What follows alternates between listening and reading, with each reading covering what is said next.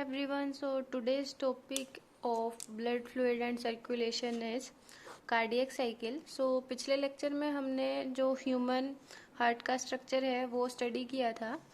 तो आज हमें ये देखना है कि how does the heart function, कैसे फंक्शन करता है, कैसे उसमें जो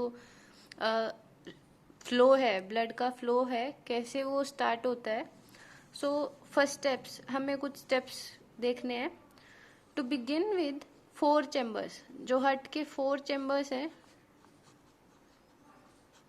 स्टार्टिंग में वो रिलैक्स स्टेज में होते हैं. तो रिलैक्स स्टेट के लिए जो टर्म यूज करते हैं that is diastole.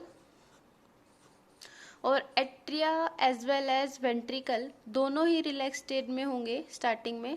So that's why we use the term joint diastole. उसके बाद हमने देखा था कि ट्राइकस्पिड और बाइकस्पिड वॉल्स थी जो ओपन हो रही थी.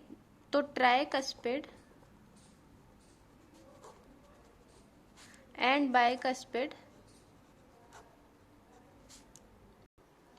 वॉल्स क्या होंगी, ओपन होंगी. तो उसकी वजह से जो ब्लड आ रहा था फ्रॉम पल्मनरी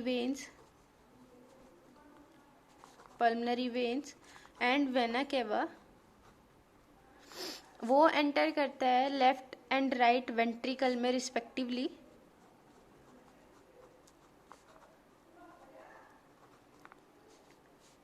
तो लेफ्ट एंड राइट वेंट्रिकल में ब्लड एंटर करेगा जब tricuspid and bicuspid valve open होंगे. तो ये कहाँ से आ रहा था? लेफ्ट वेंट्रिकल में लेफ्ट एट्रियम से आएगा, राइट वेंट्रिकल में राइट एट्रियम से आएगा. उसके बाद जब ब्लड लेफ्ट और राइट वेंट्रिकल में पहुंच जाता है तो सेमी लूनर वॉल्स क्लोज हो जाती है. सेमी लूनर वॉल्स क्लोज होने के बाद फिर एसएन क्या था? साइनो एट्रियल नोड, जो क्या कर रही थी? ऑटो एक्साइटेबल स्टेज को एक्टिवेट कर रही थी. तो उस टाइम पे ये क्या करेगा? एक्शन पोटेंशियल को जनरेट करेगा, जिसकी वजह से क्या होगा कि बोथ एट्रिया, इनके अंदर क्या होगी? कॉन्ट्रैक्शन होगी, ये सिकुड़ेंगे, जिसकी वजह से वहां पे प्रेशर क्रिएट होगा. तो जब ये कॉन्ट्रैक्ट करेंगे, एट्रियम कॉन्ट्रैक्ट करेगा, तो उस स्टेज को हम बोलते हैं एट्रियल सिस्टोल. तो अब रिलैक्स स्टेज में ना रह के वो कॉन्ट्रैक्शन स्टेट में है. सो जो कॉन्ट्रैक्शन स्टेट है उसके लिए टर्म यूज करते हैं सिस्टोल. सो एट्रियम कॉन्ट्रैक्ट करते हैं, डेट्स व्हाई एट्रियल सिस्टोल. तो उसके बाद जो ब्लड है, इसकी वजह से, कॉन्ट्रैक्शन की वजह से जो ब्लड का फ्लो है वो इंक्रीज हो जाता है बाय अबाउट 30%. सो उसके बाद जो एक्शन पोटेंशियल था एसएन से फिर कहाँ पे? एट्रियोवेंट्रिकल नोड, जो वेंट्रिकल्स में प्रेजेंट थी, ये जनरेट करती है वेंट्रिकल्स के अंदर एक्शन पोटेंशियल, जो ट्रांसमिट होता है बंडल ऑफ फिश की हेल्प से एंटायर वेंट्रिकुलर मस्कुलेचर में. पूरे बंडल ऑफ फिश की हेल्प से पूरे वेंट्रिकल में ये ट्रांसमिट होता है एक्शन पोटेंशियल, जिसकी वजह से इसका रिजल्ट क्या होगा? कंक्लूजन क्या होगा? वेंट्रिकल्स भी कॉन्ट्रैक्ट करेंगे. तो वेंट्रिकुलर सिस्टोल बोलेंगे इसको. अब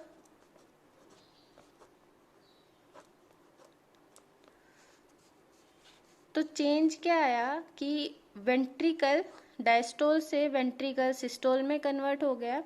जब वेंट्रिकल कॉन्ट्रैक्ट करेंगे, मतलब वो सिस्टोल में होंगे, तो उस टाइम पे क्या होगा? जो एट्रिया था वो रिलैक्स हो जाएगा.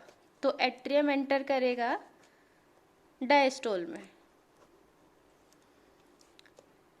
जिसकी वजह से जो वेंट्रिकुलर सिस्टोल है, वेंट्रिकल प्रेशर इंक्रीज होगा, जिसकी वजह से सिस्टोल में वेंट्रिकल में प्रेशर होगा, जिसकी वजह से जो tricuspid and bicuspid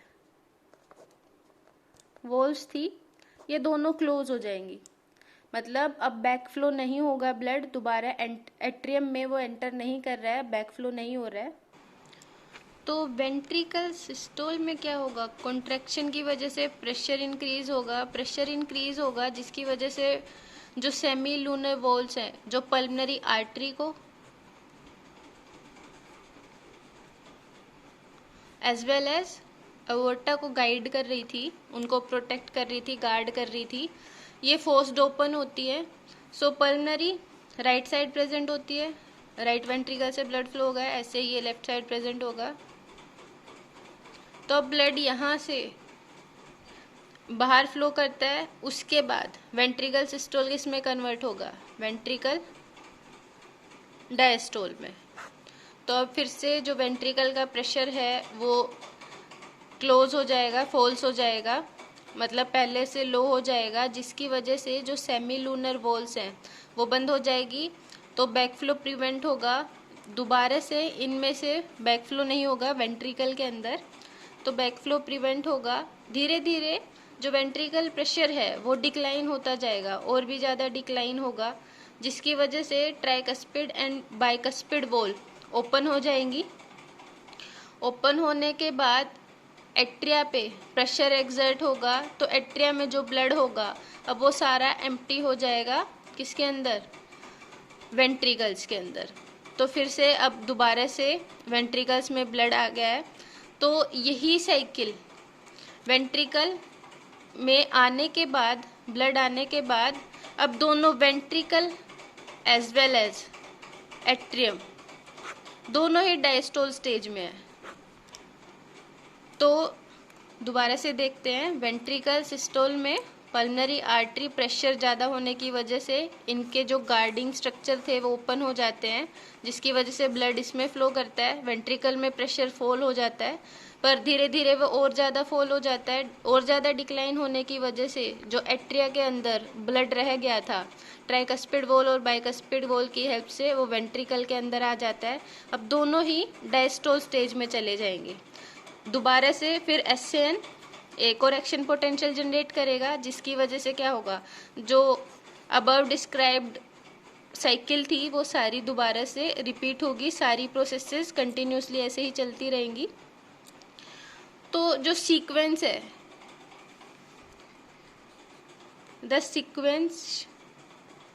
sequential event in heart which is cyclically repeated is called cardiac cycle। सो ये जो पूरी साइकिल थी कि पहले वो दोनों जॉइंट डायस्टोल में थे, उसके बाद एट्रियम सिस्टोल में गया, फिर उसके बाद वेंट्रिकल सिस्टोल में गया, एट्रिया डायस्टोल में गया, और लास्ट में दोनों ही डायस्टोल में एंटर करते हैं। तो इस पूरे सिक्वेंशियल इवेंट को कार्डियक साइकिल कहते हैं। So that's all for today, thank you.